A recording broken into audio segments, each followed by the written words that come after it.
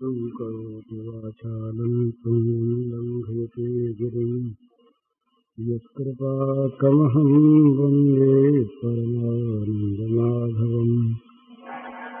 श्रीमन्मदनगोपालं बृन्दारण्यपुरन्दरं श्रीगोविन्दं प्रपद्येऽहं दीनानुग्रहकारकम्। वन्दे मुकुन्दमरविन्ददलायताक्षं कुन्देन्दुशङ्खदशनं शिशुगोपवेशम् इन्द्रादिदेवगणवन्दितपादपीठम् वृन्दावनालयमहं वसुदेवसूनुम्। नवजलधरवरनं चम्पकोद्भासिकरणम् विकसितनलिनाश्रियं विस्फुरन्मन्दहास्यं कनकरुचिदुकूलं चारुबर्हावचूलं कमपि निखिलसारं नौमि गोपीकुमारम्। वंशीविभूषितकरान्नवनीरदाभात् पीताम्बरादन्नबिम्बफलाधरोष्ठात् पूर्णेन्दुसुन्दरमुखादरविन्दनेत्रात् कृष्णात् परं किमपि तत्त्वमहं न जाने। इस सामने दोहा लिखा बड़ा सुंदर। नारायण जाके दृगन, नारायण जाके दृगन सुंदर श्याम समाय, फूल पात फल धारणी ताकि वही लखाए। बड़ी सुंदर चीज है साधना की संपन्नता में प्राप्त होती है। पत्र पुष्प फल शाखा सभी में श्याम सुंदर के दर्शन हैं। जिनकी आंखों में ये प्यारा समा गया, इससे दूसरा कहीं नहीं दिखता। जिन मैंने इसका सुनाया था आपको, एक कवि की थी, कुछ सखियां इकट्ठी हुई और इकट्ठी होकर चर्चा करने लगी श्याम सुंदर की। इनके पास दूसरी चर्चा के लिए अवकाश नहीं। एक ही बात, जैसे आंखों में श्याम सुंदर, इसी प्रकार वाणी में भी श्याम सुंदर, इसी प्रकार मन में भी श्याम सुंदर। तो ये प्रश्न आया कि हमारा श्याम सुंदर काला कैसे हो गया, संक्षेप में कहता हूं। तो एक सखी ने बताया बड़ा सुंदर, कवि की सूझ है पर है बड़े सिद्धांत की चीज।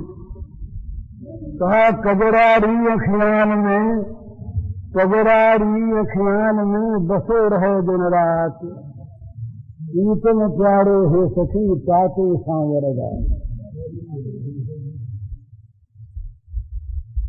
ये बड़ी सुंदर विनोद की बात तो है ही,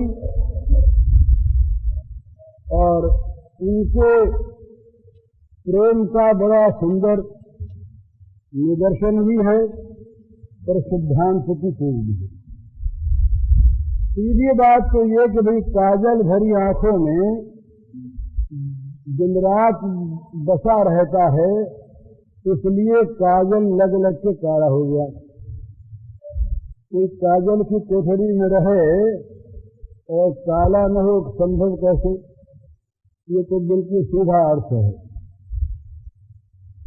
पर आंखों की पुतली में जो बसा रहता है वो सिद्धांत के चीज है। हमारी आंखों के सामने जो वस्तु आती है वही हमारी पुतली में बसती है। बोला जब जो आवे, गाय आए तो गाय, आदमी आए तो आदमी, तो गोपी की आंख में ऐसा जादू इसकी आंख के सामने श्याम सुंदर के सिवा कोई आवे नहीं, और यदि आवे तो वो श्याम सुंदर हो जाए। कितना बड़ा प्रेम का चमत्कार। और इसको वैसे सिद्धांत में लें तो ये माम पश्यति सर्वत्र सर्वं च मयि पश्यति तस्याहं न प्रणश्यामि सकले न प्रणश्यति। आंखें मन सब और उस एक को ही देखते हैं, दूसरा कोई है ही नहीं। तो नारायण स्वामी का बड़ा सुंदर ये दोहा है कि जब आंखों में दृढ़ों में भगवान श्याम सुंदर समा जाते हैं, वो श्याम सुंदर आंखों में अपना स्थान बना लेते हैं, दूसरे किसी को आने नहीं देते। जिन आँखिन में वह रूप बसो उन आँखों से फिर देखिए का। जिन आँखों में वो रूप बस गया उनको दूसरा कौन सा रूप खींच सकता है, किसकी ओर वो आंखें देख सकती हैं। आंखों का परम फल तो यही कि जिन आंखों ने श्याम सुंदर को देख लिया, और जिसने देखा वो महाराज बिक गया। ये ठीक है, जिसकी आंखों ने श्याम सुंदर को एक बार देख लिया, आंख भर कर देख लिया, इसका सारा कुल, इसका सारा लोक परलोक, इसके सारे भोग मोक्ष सदा के लिए मिट गए। ये श्याम सुंदर का हो गया। मृगांगा में माइकल ने एक लिखा, उसका हिंदी अनुवाद किया। जिसने देखा कभी नयन भव मोहन रूप बिना बाधा, वही जान सकता है क्यों कर कुल कलंकिनी तो राधा। जिसने देखा कभी नयन भव मोहन रूप बिना बाधा, वही जान सकता है क्यों कर कुल कलंकिनी है राधा। कुल कलंकिनी बड़ा बुरा शब्द, और भले आदमियों के लिए, भली स्त्रियों के लिए, भले लोगों के लिए सर्वथा अग्राह्य। कुल कलंकी कौन हो, कुल को कलंक कौन लगाए, और इसका अर्थ दूसरा है। जैसे चोरों के गिरोह में कोई आदमी चोरी से मुख मोड़ ले, चोरी करना छोड़ दे, तो वो चोरों के कुल का कलंक हुआ कि नहीं? चोर समुदाय में कलंक हो गया। हिरण्यकशिपु ने प्रहलाद से कहा बड़े जोरों से कि तुम हमारे कुल कलंक हो। हमारा ये दानव कुल सर्वथा और सर्वदा विष्णु विरोधी, उस कुल में तुम ऐसे कलंक पैदा हुए जो अपनी कुल परंपरा का परित्याग करके और भजने लगे सूरज द्रोही को, तुम कुल कलंकी हो। इसी प्रकार ये सारे कुल का बंधन संसार के, संसार सागर के दोनों कूल रूपी, दोनों कूल कुल, इनमें जो फंसा हुआ है आदमी, वो इसे छुटकारा पाता है कब? जब श्याम सुंदर की ओर खिंचता है महाराज, जब भगवान का वो प्रबल आकर्षण होता है, जब उनकी मोहन मुरली बजती है, जब वो खींचते हैं किसी को अपनी ओर, तो सारा कुलमान, सारा लोक परलोक, सारी भुक्ति मुक्ति सारा सुख दुख ये सब बह जाता है उस प्रवाह में, उस प्रेम सरिता के प्रवाह में। कुछ वहां अवशेष रह नहीं जाता। तो क्या हो गया, राधा ने बिना बाधा के इस मोहन रूप को देख लिया। जिसने देखा, कभी किसी काल में, आज भी, इसके बाद भी जो देखेंगे, माने भगवान के सच्चिदानंदमय सौंदर्य माधुर्य का, सुंदरता का केवल शरीर की सुंदरता नहीं है, ये तो बाह्य है। सुंदर तो आत्मा ही है, सुंदर तो भगवान ही है। तो जिसने उस सुंदर को, जिस अत्यंत मधुर को, जिस सौंदर्य माधुर्य सुधा निधि को जिसने देख लिया, जिसने उसमें अवगाहन कर लिया, वो इस कुल के लिए कलंकी हो गया। ये विषयों का कुल, ये भोगों का कुल और भोगों की कुल परंपरा, ये विषयों की गुलामी, ये इंद्रियों की दासता, ये मन का पारतंत्र, ये सब का सब भूल गया उसके जीवन में से। इसलिए जीवन वालों के लिए उसका कलंकी जीवन। भगवान श्याम सुंदर के लिए जो राधा कुल कलंकिनी बनी, वही तो वास्तव में कुलोद्धारिणी है। सारे कुल को पावन करने वाली वही। कुल कलंकी प्रहलाद, प्रहलाद का नाम दैत्यों के कोष में कुल कलंकी। और उस प्रहलाद के कारण से, जब प्रहलाद से भगवान ने कहा वर मांगो, प्रहलाद ने कहा महाराज वर मांगने की इच्छा का नाश कर दीजिए आप, अगर वर देना चाहते। कोई मांगने का मन न हो, और यदि देना चाहते हैं तो फिर वर मांगने की इच्छा हो गई। मेरे पिता दैत्य थे, उन्होंने बड़ा विरोध किया आपका, बड़ी गालियां दी आपको। मेरे उस पिता पर क्षमा कर दें सरकार, मेरे उस पिता का उद्धार हो जाए, उसको जो गति न हो। भगवान प्रसन्न हो गए। भगवान ने सोचा देखो मेरे भक्त का जो स्वरूप यह है, जीवन भर जिसने सिवा मारने की चेष्टा के कुछ नहीं किया, विष दिया, हाथियों से कुचलवाया, सांपों से डसवाया, छत पर से नीचे डलवाया दिया, कृत्या को उत्पन्न कराया, कोई ऐसा कार्य नहीं जो कार्य प्रहलाद को मारने के लिए कठिन से कठिन, जघन्य से जघन्य न किया हिरण्यकश्यपु ने। आज हिरण्यकश्यपु की सद्गति के लिए, उसी के अत्याचार से पीड़ित, जिसके लिए भगवान रो रहे हैं, देखा देर हो गई, क्षंतव्य मंगल ये में सदैव जलंबो, देखा मेरे आने में देर हो गई, तुम मुझे माफ करो।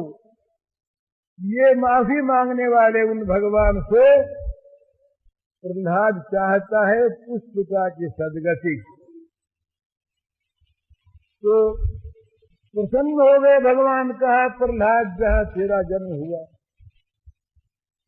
उसके एक पिता की कौन सी बात है, उसकी 21 पीढ़ियां कर गई। ये भगवान, तो ये दैत्य कुल कलंक ने दैत्य कुल का उद्धार कर दिया। तो ये शब्दों को सुन करके डर जाते हैं लोग कि राधा तो कुल कलंकिनी, तो हम कुल कलंकी कैसे बने। ये कुल कलंक ही तो कुलोज्ज्वल करने का साधन है परम। जो विषय संसार में फंसा हुआ यहाँ अयोग्य साबित हो गया, यहाँ जो नालायक साबित हो गया, जिसने झूठ से, बेईमानी से, अन्याय से, अत्याचार से धन कमाने की इच्छा छोड़ दी और फकीरी धारण करके दुख पाता हुआ अपने कुल का, इस कुल का नाम डुबोता हुआ जो पहुंच गया भगवान के शरण में, इस प्रकार का जो कुल कलंकी, वही तो कुल का उद्धारक होता है। तो राधा, आज राधा का नाम लेकर के लोग करते हैं, गोपी का नाम लेकर के लोग करते हैं। गोपी ने पति को छोड़ा, प्रहलाद ने पिता को छोड़ा, भरत ने माँ को छोड़ा, विभीषण ने भाई को छोड़ा, बलि ने शुक्राचार्य गुरु को छोड़ा। तो छोड़ा किसके लिए? जो सबका परम पति है, जो सबका गुरु है, जो सबकी माता है, जो सबका भाई है, उसके लिए। पिता तजो प्रहलाद, विभीषण बंधु, भरत महतारी, बलि गुरु तजो संत ब्रज बनितनी, भय जग मंगलकारी। 5 नाम गिनाए। कहा भाई अपनी तो बात अलग, अपने तो हो ही नहीं ऐसा,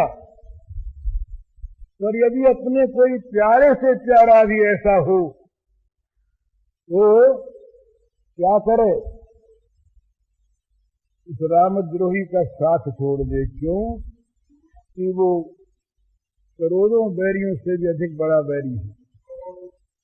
जाके प्रियन राम गही, तजिए ताहि कोटि बैरी सम, यद्यपि परम स्नेही जाके हे प्रियन राम गही। पिता तजो प्रहलाद, विभीषण बंधु भरत महतारी, बलि गुरु तजो कंस ब्रज बनितनी, भय जग मंगलकारी जाके प्रियन राम रही।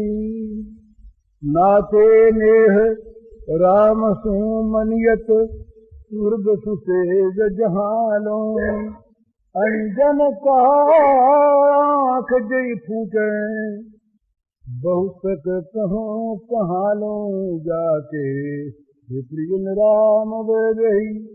सुरमा क्यों लगाते हैं आंख में? आंख की रोशनी बढ़े, तो जो सुरमा आंख छोड़ दे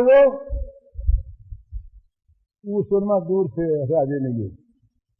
इसी प्रकार हम किसी के माता हैं, किसी के पिता, किसी के भाई, किसी गुरु, किसी के पति, और यदि अपने उन संबंधियों को हम नरक में ढकेलने का आयोजन करते रहें तो क्या हम उनके स्नेही हैं?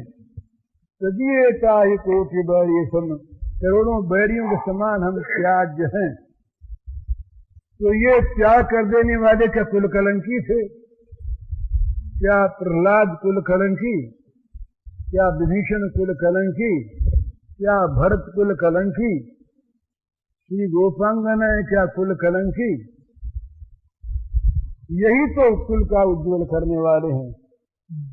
जिन लोगों ने अपने भगवान के लिए अपने आप को समर्पित कर दिया, उसको पाकर पृथ्वी धन्य हो गई, उसको पाकर कुल उज्ज्वल हो गया, उसको पृथ्वी में पाकर पृथ्वी के लोकपाल देवता सब परम पुलकित हो गए।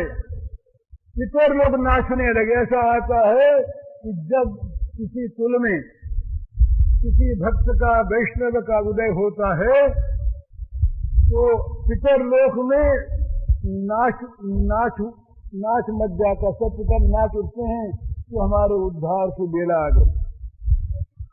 देवता लोग प्रमुदित हो जाते हैं कि हमारे लिए अब बड़ा सुअवसर आ गया। और भगवान भी सोचते हैं अपने मन में कि अपने को खेलने योग्य हृदय अभी मिलेगा। जिन हृदयों में कुवासनाएं भरी, जिन हृदयों में संसार की गंदगी भरी, जिन हृदयों में भोगों का रोग भरा, वहां भगवान कैसे खेलें?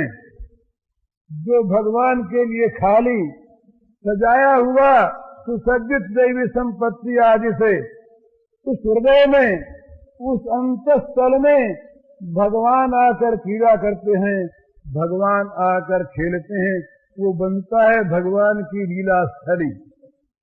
भक्त का हृदय ये भगवान की लीला स्थली, उसको छोड़कर भगवान कभी कहीं जाते नहीं, जा सकते नहीं।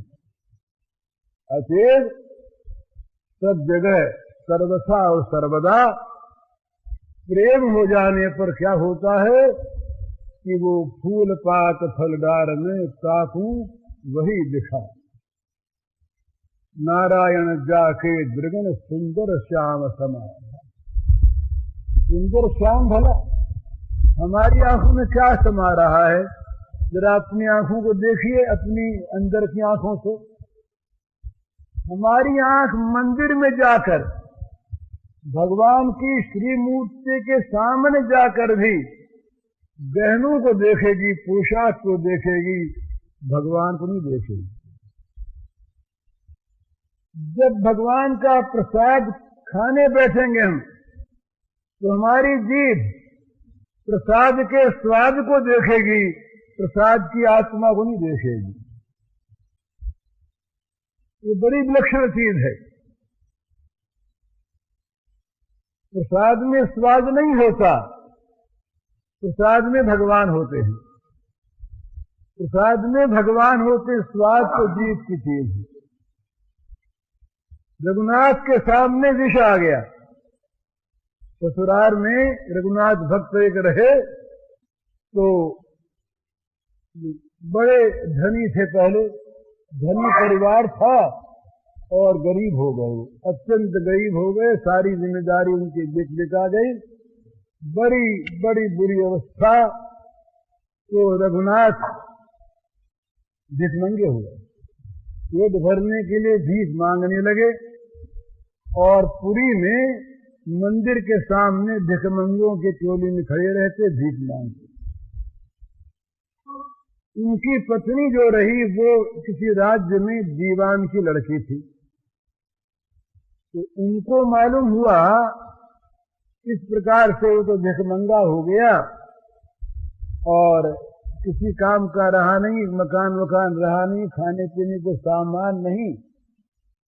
तो दुष्ट बुद्धि उतरी मन में,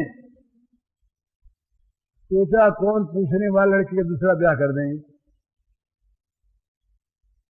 वो जमाना दूसरा था, जब दूसरे ब्याह का नाम सुनकर विवाहिता और विवाहिता न होकर वागदान दत्ता भी अपने आप को गाली मानती थी, गाली सुनना मानती थी। ये दशा थी उस समय। तो विवाह की बात जब तय की पिता ने और भाइयों ने, तो इसका जीव उबला, आग लगी, कैसे खबर दूं उसको। तो किसी प्रकार से चेष्टा करने पर पता लगा कि वो रघुनाथ इस समय पुरी में भिखमंगे के रूप में रहता है। था बड़ा वो भक्त, इसके मन में भी भगवान की बड़ी निष्ठा रही। भगवान को याद किया, महाराज किसी प्रकार बचाओ सतीत्व को मेरे। एक ब्राह्मण कोई मिल गया, भगवान ने भेज दिया कि यात्री के रूप में। इसने चिट्ठी लिखी, इस प्रकार मेरा विवाह होने की बात हो रही है, तुम जहां हो जैसे हो मुझको आकर ले जाओ। चिट्ठी भी किसी सूत्र से बहुत जल्दी जा पहुंची उसके पास। वही उसने भगवान की मर्जी, भगवान को उसने याद किया, जगन्नाथ जी को कुछ ऐसी व्यवस्था हुई कि वो दूसरे दिन वहां पहुंचा। तो अपने ससुर के मकान के सामने एक पेड़ था।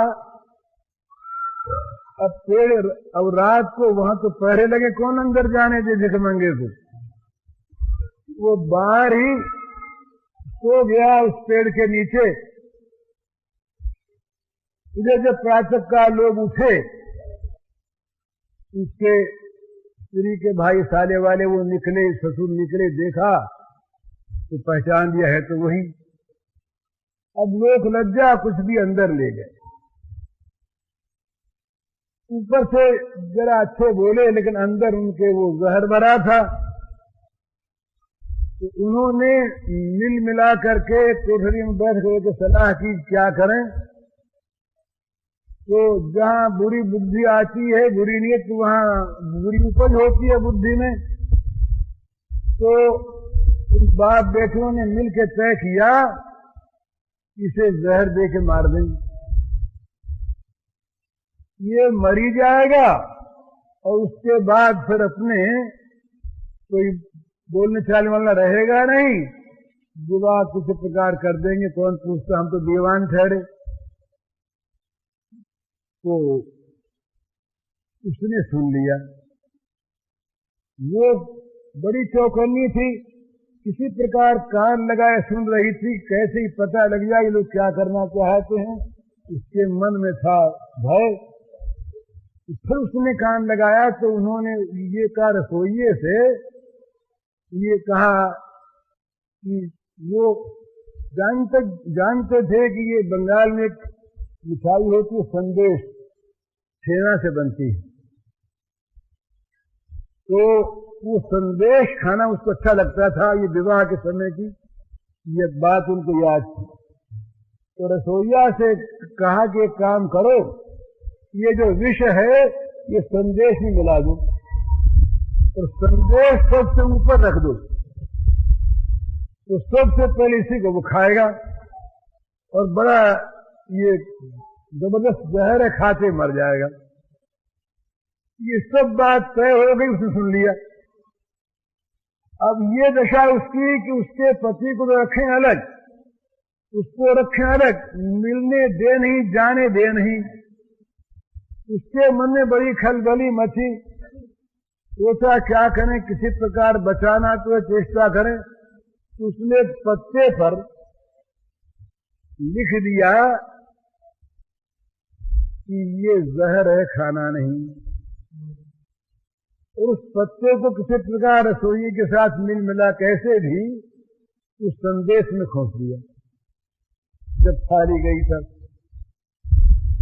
अब वो बड़े आव भगत के साथ, अब उनको सारी स्कीम ठीक, खा लेगा, खाते मर जाएगा। रात का समय, रात को इसको करा देंगे, सवेरा होते कह देंगे भाई रात को हैजा हो गया, किसी प्रकार कुछ हो गया, मर गया, अब क्या करें। इस प्रकार सारा वो तो सोचे बैठे, हो गया काम। उसके सामने खास जाने लगा। तो उसने कहा कि हम तो भगवान का प्रसाद लिया करते हैं। उनका प्रसाद कैसे? बोले हमारे ठाकुर जी हैं, उनके भोग लगा दो। उनके साथ बेचारे छोटे से ठाकुर जी थे झोली में, ठाकुर जी के भोग लगा दिया। उसके सामने थाल आ गया।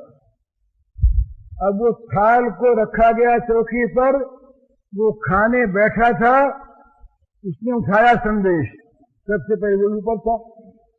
उसने एक पत्ता खोसा हुआ, उसने पत्ते को निकाला, देखा कुछ लिखा हुआ है। उसमें लिखा था जहर है, खाना नहीं।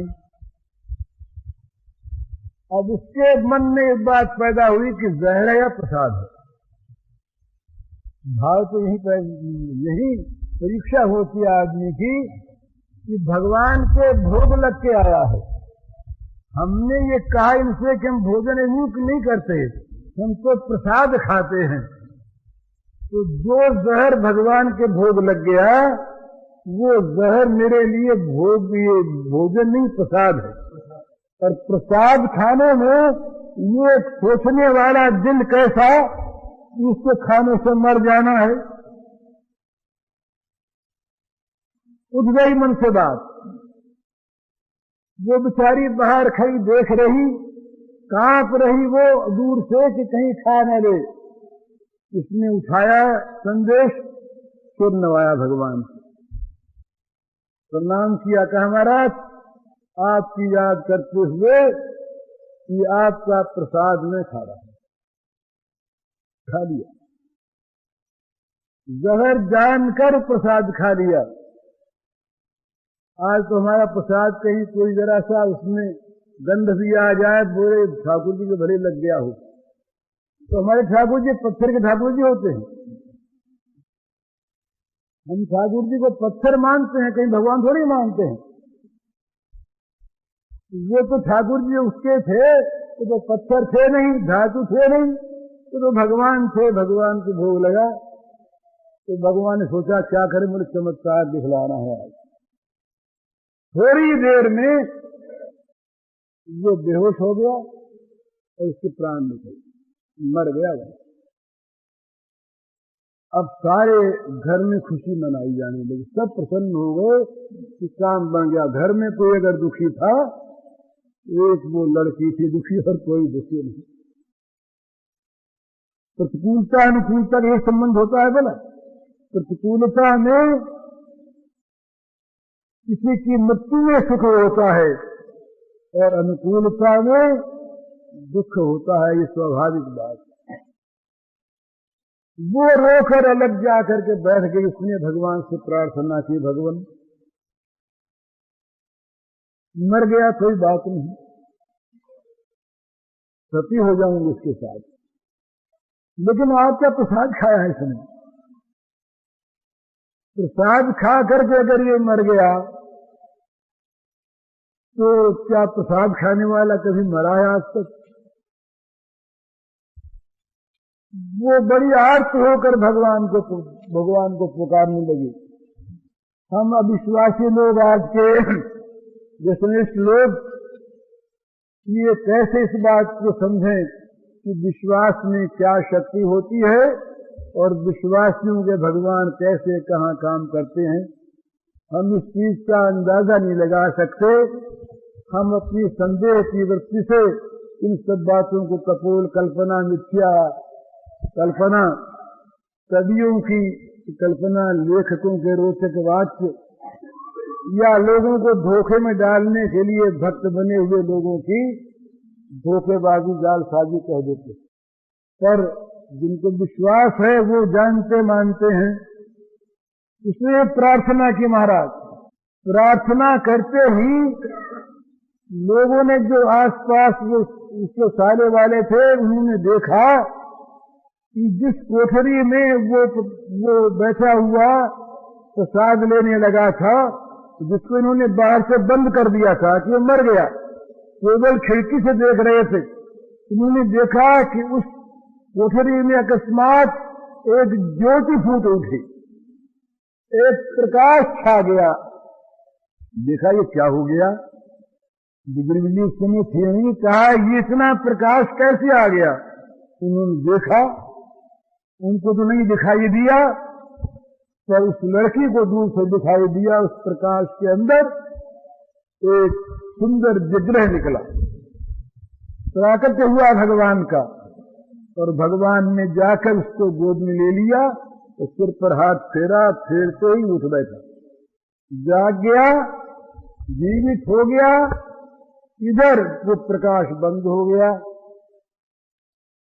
इसने अब तो वो लड़की सावधान, उसने बाहर से कुमार खोल दी। भाई ने कहा क्या करती क्या करती, बोले कुछ नहीं, अब नहीं बोलनी। कुमार खोल दिए, बाहर निकाला, कहा क्या बात, प्रसाद खाया था। तो फिर वो निकल चले वहां से दूसरे दिन। पीछे फौज वोज गई, उसको भगवान ने मार भगाया। ये लंबा इतिहास। कहने का मतलब ये है, बात चल रही थी प्रसाद की, प्रसाद की बात हो रही थी, तो क्या कह रहा था भूल गया मैं।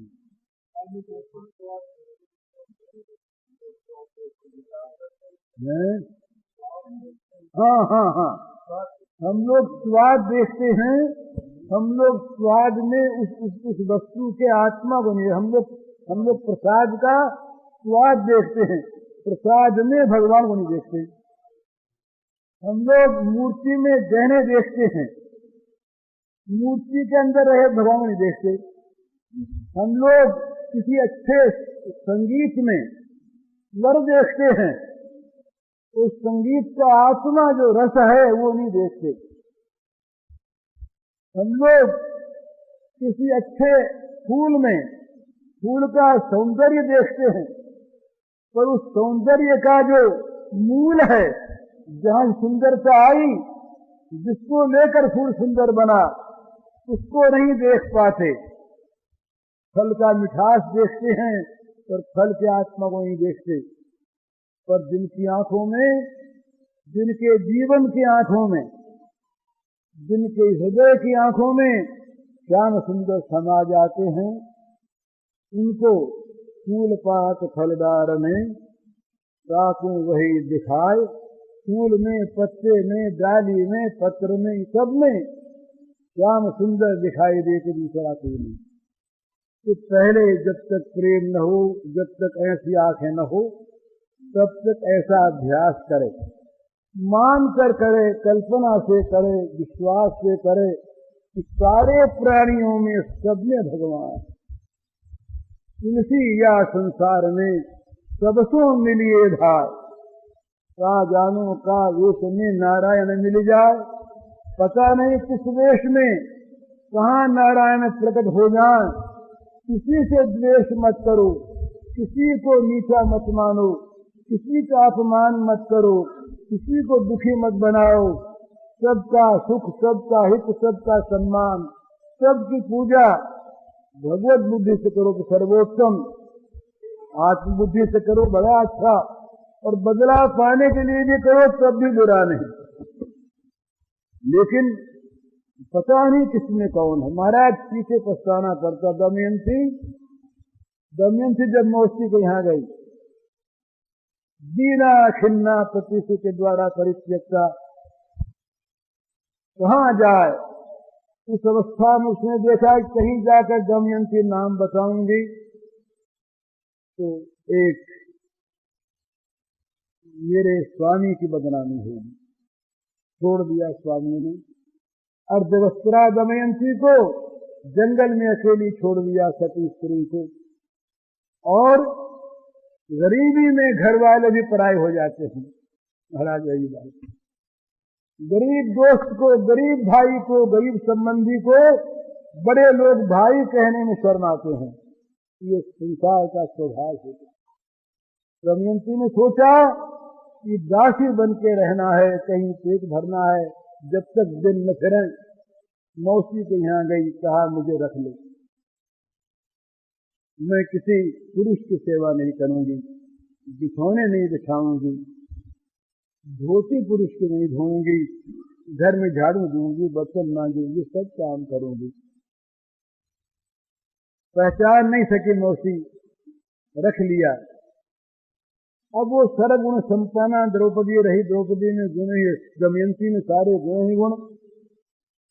पर जब मौसी को पता लगा कि ये बेटी दमयंती थी, तो उसके दुख का पार नहीं रहा। मैंने इससे दासीपन का काम करवाया, मेरी बेटी ये जिससे मैंने ये जूठे बर्तन मंगवाए। ये जब पांडव गए विराट नगर में, और महाराज विराट के यहाँ जब ये सेवक बन करके रहे, और जब उस बृहन्नाला बने हुए अर्जुन ने कौरव सेना को परास्त कर दिया, नाम हुआ विराट कुमार का कि उसने मारा। पर जब उसने आकर के भेद खोला, उसने पिता से कहा, महाराज कि जो आपके चरणों में बैठे हैं सेवक, ये पांचों पांडव हैं, इन्हीं के कारण मेरी विजय हुई। जो बृहन्नला घर के अंदर रहकर ये गाना वाना सिखाया करती थी हिजड़े के रूप में, वो साक्षात पार्थ अर्जुन है। इन्हीं की बदौलत मैं जीता नहीं। मुझे तो बांध दिया था रथ से कि मैं भाग न जाऊं, मेरी तो ये दशा हुई। जीतने वाले ये हैं। उस समय विराट नीचे उतर गए आसन से, युधिष्ठिर को बैठाया ऊपर, कहा महाराज बड़ी गलती हुई, बड़ा अपराध हो गया मुझसे, मैंने पहचाना नहीं। तो चाहे पहचाने न पहचाने, इतना जान रखें इन सब में, इन सब के बाहर, ब्राह्मण चांडाल सब में, पशु पक्षी सब में, ये जड़ चेतन सब में हमारे भगवान भरे हैं। प्रणमेदन्य सबको प्रणाम करे, सबका हित चाहे। एक कहानी है, कहानी सच्ची घटना है। ये राजस्थान में सेठ लोग रहते, तो इनके कारोबार सब बाहर थे, और बड़े सेठ लोग प्रदेशों में कम जाया करते, मुनि लोग जाया करते। एक बार एक सेठ का लड़का कहीं दुकान पर गया प्रदेश में, बहुत दिन हो गए, आया नहीं। ये चिट्ठी पत्रियां भी भेजी जाती थी कासीदों के द्वारा, डाक नहीं थी, संदेश वाहक लोग रहते थे, वो ले जाते थे। कारोबार चलता था आज की तरह से, न गवर्नमेंट, न टैक्सेस, न इतनी चीज, न इतनी कवालत, न इतने केस मेमो, कुछ फायदा नहीं, सीधा सादा ईमानदारी का काम। तो दुकानें सब चलती खूब मजे में। एक सेठ का लड़का गया परदेश, बहुत दिन हो गए, उसमें समाचार मिला, न कोई आदमी आया, न चिट्ठी आई। 4-6 महीने बीत गए, तो पिता के मन में बड़ी एक वेदना हो गई, संदेह हो गया कि न मालूम क्या हुआ। हुई यही बात, वहां दुकान में घाटा लग गया, कुछ रुपए लोगों के देने रह गए, वो लड़का बीमार हो गया, लोगों ने साथ छोड़ दिया, मुनीम गुमास से सब भाग गए, वो अकेला रह गया दुखी। समाचार कौन दे, पैसा पास नहीं।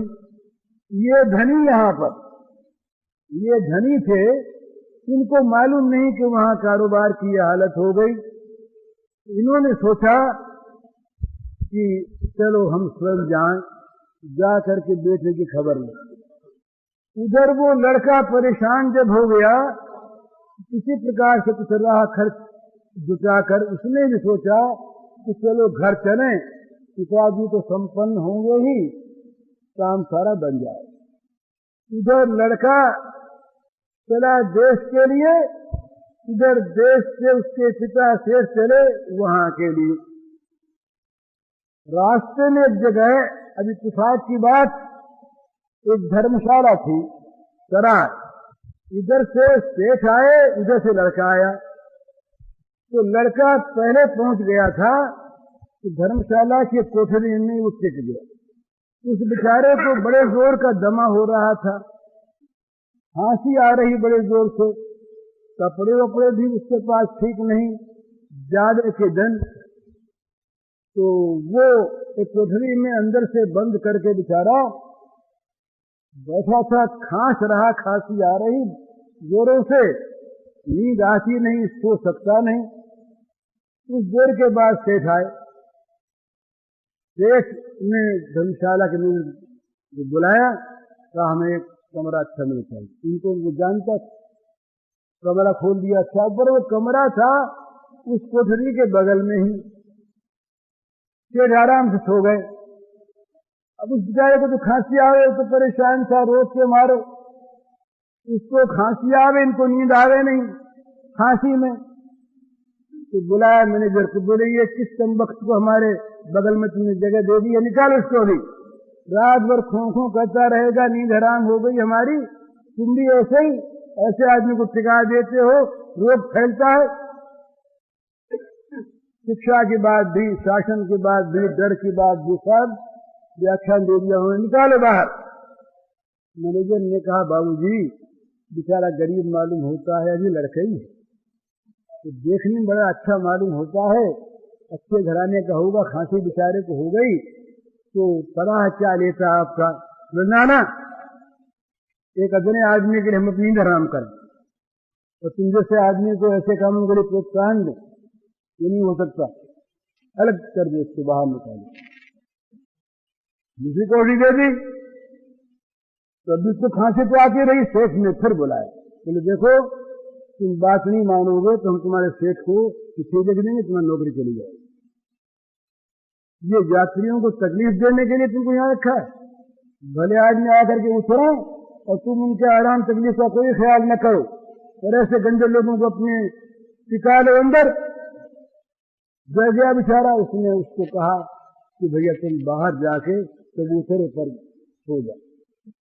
उसने कहा भैया बड़ा ज्यादा लगता है, हमारे पास कपड़े हैं नहीं, खांसी पहले ही हो रही है, बाहर कैसे जाए, नींद कैसे आवेगी, जाड़े के दिन। बोले कुछ भी हो, हमें अपना पेट देखना है, और नौकरी देखेंगे तुमको, तुम्हारी जान को देखेंगे।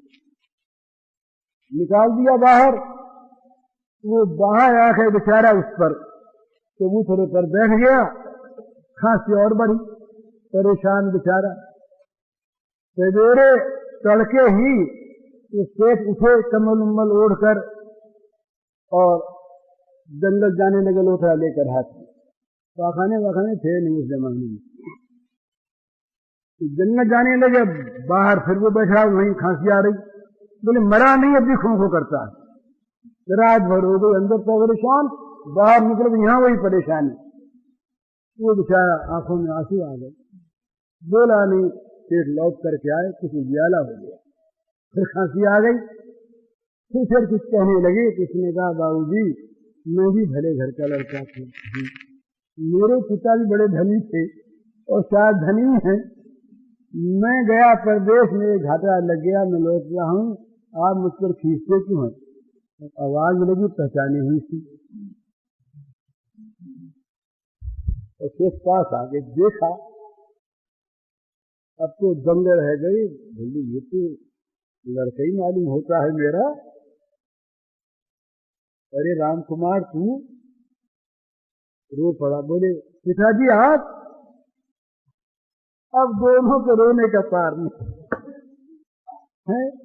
अब उस पिता के पश्चाताप का क्या ठिकाना है। अरे राम, कितना बड़ा हत्यारा मैं, कितना बड़ा पापी मैं, कितना बड़ा अन्याय करने वाला मैं। अपने लड़के को, बीमार लड़के को कपड़े देने दूर रहे, दवा का प्रबंध करना दूर रहा, सेवा करना दूर रहा। निर्दयी मैं, वज्र हृदय, मैंने उसको बाहर निकलवा दिया। कितना पाप किया। लगा रोने। वो बेचारा, उसने कहा नहीं पिताजी आपको मालूम नहीं था, आपने पहचाना नहीं, इसलिए गलती हो गई। अब तो बेटा था ही, उसको घर दे सब किया कराया, पर क्या वो किसी का बेटा नहीं था? उनका न सही बेटा, किसी बात का तो बेटा वो था ना, कोई तो पिता उसके थे ना। वो अगर अपने मान लेते कि मेरा बेटा तो क्या अर्थ था, उसके दुख में अगर वो सहानुभूति दिखलाते तो क्या बुरी चीज थी। और उसे कहीं भगवान मान लेते तब तो फिर क्या कहना है महाराज। उसके लिए भगवान उसमें से प्रकट हो जाते। सच्ची बात। ऐसे ईसाइयों में संत हुए कई, सेंट फ्रांसिस, रानी एलिजाबेथ, इन लोगों का जीवन जब देखते हैं तो हृदय झुक जाता है इनके चरणों में, जिन्होंने आजीवन कोढ़ियों की सेवा की, अपने जीवन का बलिदान दिया। जिनके पास कोई नहीं जाता, उन कुष्ठ रोगियों के पास ये लोग जाकर के मरहम पट्टी करते रहे। धन्य कहना दूसरी बात और करना और बात। तो यदि हम सब में भगवान देखने लगते और वो सेठ अगर देखने वाला होता, मानने वाला होता, तो क्या उसके द्वारा दुर्व्यवहार होता? मैं पहचाना बेटे को तो क्या है, वो एक आदमी तो है, वो दुखी तो है। अरे न सहायता की हमने, न सेवा की हमने, पर उसको दुख में क्यों डालते हम? हमारा वज्रहृदय कैसे होता? पर होता क्या है, हम भगवान को नहीं जानते पहचानते, इसलिए हमें जगत में सब पराये दिखते हैं, सब दूसरे। हमारा जो स्व है इस छोटी सी सीमा में आकर सीमित हो जाते, इतने हम। यूरोप में तो आजकल फैमिली का अर्थ बहुत संकुचित हो गया। यूरोप में माँ बाप फैमिली में नहीं है, वो फैमिली मेंबर्स नहीं है, बड़े बच्चे फैमिली मेंबर नहीं है, स्वयं उनकी पत्नी और छोटे बच्चे, जैसे गाय बैलों के वो होते हैं ना, गाय का जो एक बयान का बच्चा वो तो बेटा, और नई अगर दोबारा ब्याह हुई तो पहले बच्चे से कोई प्रेम नहीं रहता। ये पशुता जब मनुष्य में आ जाती है तो मनुष्य फिर मनुष्य नहीं रह पाता। देवता की बात अलग रही, भक्त ज्ञानी और प्रेमी की बात तो अलग रही। तो जब भगवान के प्रेम में मस्ती आती है, जब भगवान का प्रेम आंखों में छाकर प्रेम रूप भगवान को हृदय में ले जाता है, जब छलकने लगता है प्रेम समुद्र हृदय का, तब वो आंखों में आकर भर जाता है, प्रेम के आंसू बहते हैं और सर्वत्र श्याम सुंदर के दर्शन होते हैं। तो उस गोपी की काजल की आंखों में भगवान बसे कैसे? सिद्धांत की बात, वो गोपी की आंख ऐसी बन गई जिसको सर्वत्र सर्वदा और सर्वथा केवल अपने श्याम सुंदर ही दिखते और कोई कहीं दिखता नहीं, कोई कहीं उसकी कल्पना में नहीं आता। तो जब ऐसा हृदय हो जाता है तो इसके पहले ये जगत के सुख दुख ये बड़ी कठिन चीज है। तुम सारे सुखों को, सारे दुखों को स्वरूप से सुख बना करके सुखी हो जाए, यह संभव बात है भला? संसार के सारे दुखों को हम स्वरूप से सुख बना लें, ये कभी किसी का आज तक हुआ नहीं, होगा नहीं, हो सकता नहीं। एक देवी रही, उसका लड़का मर गया, तो बुद्ध भगवान के पास वो पहुंची, बहुत जगह गई, इकलौता लड़का था, बड़ी दुखी रही, बड़ी दुखी माँ का हृदय। एक बेटा, तो किसी ने कहा कि बुद्ध भगवान आए हैं, उनके पास जाओ, वे भगवान हैं, ये सब कुछ कर सकते हैं। गई, वो पहुंचे उनके पास। बुद्ध ने कहा, ठीक बात है बहन, तुम्हारा बेटा जिंदा हो सकता है।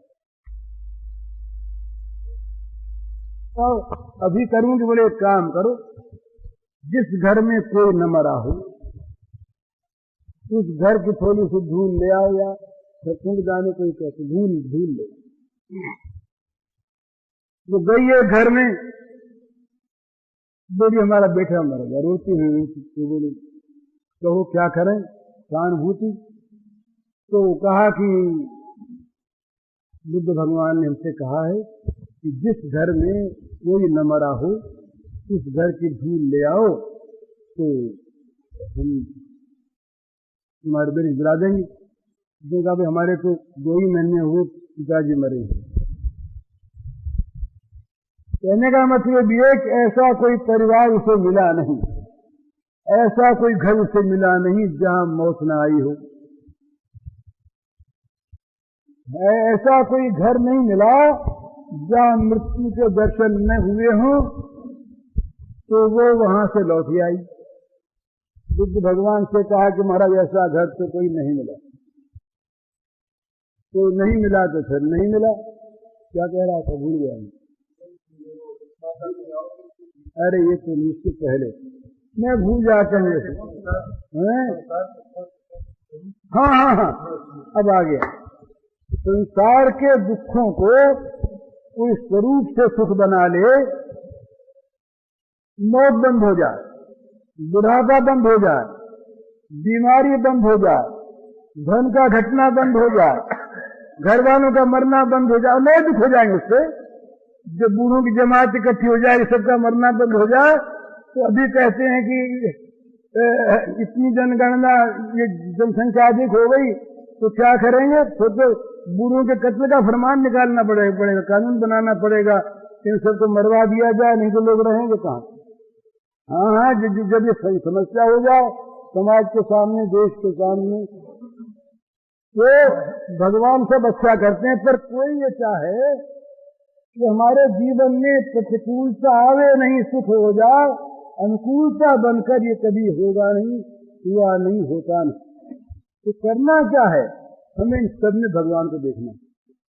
सुख में भगवान को देखना है, दुख में भगवान को देखना है, अनुकूलता में भगवान को देखना है, प्रतिकूलता में भगवान को देखना है, अपमान में भगवान को देखना, मान में भगवान को देखना है, पत्ते में, फूल में, डाली में, सब में हमें भगवान को देखना है। तो भगवान को देखने वाली आंखें बन जाओ तो सारा दुख मर गया।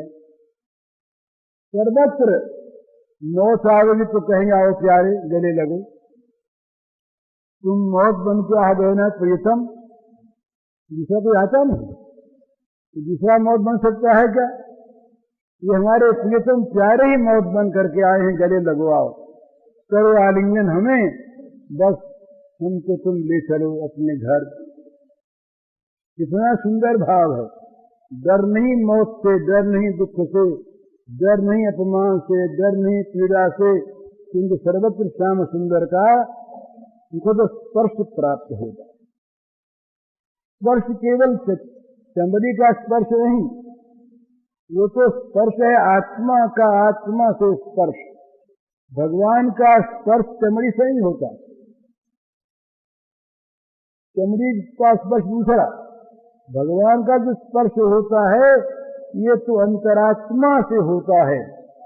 सवेरे अपने कहा था ना, वो आत्मा रामो चरी रमत, रास में आत्मा राम ने रमण किया, आत्मरमण किया। तो ये क्या चीज है? बस यही भगवान को सर्वत्र देखना है, सर्वत्र पाना है। इसके पहले करना क्या है? बस वही बात, आंखों में श्याम सुंदर को समाया देना है। ये साधना है, हमारी आंखों में श्याम सुंदर आ करके बस जाए। इसका साधन क्या है? कल्पना से हम सर्वत्र पहले श्याम सुंदर को देखना शुरू करें, कल्पना से। तो होगा क्या? श्याम सुंदर सत्य है, श्याम सुंदर सब में है, श्याम सुंदर वो प्रत्यक्ष ही है, सदा है। एक आवरण आया हुआ, हमने जहां उनको देखने की चेष्टा की, तो देखने की प्रबल इच्छा की, हमारी प्रबल इच्छा देखते ही भगवान उस पर्दे को हटा लेंगे, कह देंगे हटाओ, यही श्रीहरि लीला है महाराज, हटाओ। क्या होगा? भगवान के और इस जीव के बीच में, ब्रह्म के और इस जीव के बीच में जो माया का पर्दा है, जो माया का एक आवरण है, जिसको लेकर हम भगवान को नहीं देख पाते।